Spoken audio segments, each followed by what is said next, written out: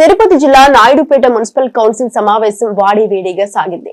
Municipal chairperson కట్నం దీపిక అధ్యక్షతన నిర్వహించిన ఈ సమావేశంలో ఫజలుల్లా వివిధ అజెండాలను కౌన్సిల్ ముందుకు తీసుకొచ్చారు. సీసీ రోడ్ల నిర్మాణం, డ్రైనేజీలకు నిధుల కేటాయింపు అంశాలను కౌన్సిల్ ఆమోదించింది.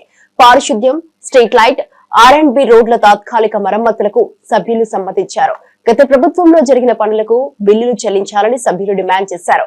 ఈ విషయంలో వైస్ చైర్మన్లు వెంకటకృష్ణారెడ్డి, రఫీల మధ్య వాగ్వాదం జరగగా చైర్పర్సన్ కమిషనర్ చర్చతో ఉద్రిక్తలు చల్లారాయి.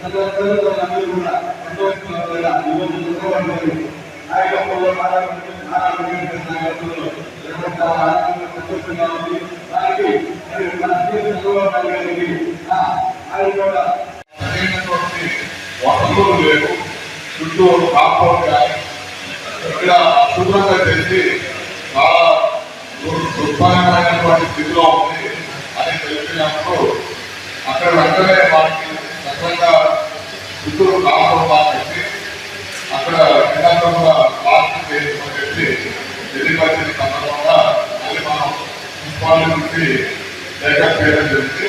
అయితే అక్కడ చేసినటువంటి వాళ్ళు నిర్మాణం చేశారని మా వచ్చి ఇప్పుడే తెలిసింది. వాస్తవంగా మున్సిపాలిటీ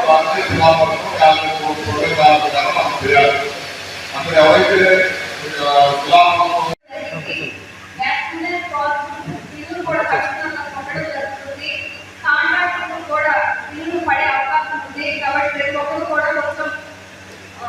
నిజానికి నిధులన్నీ కూడా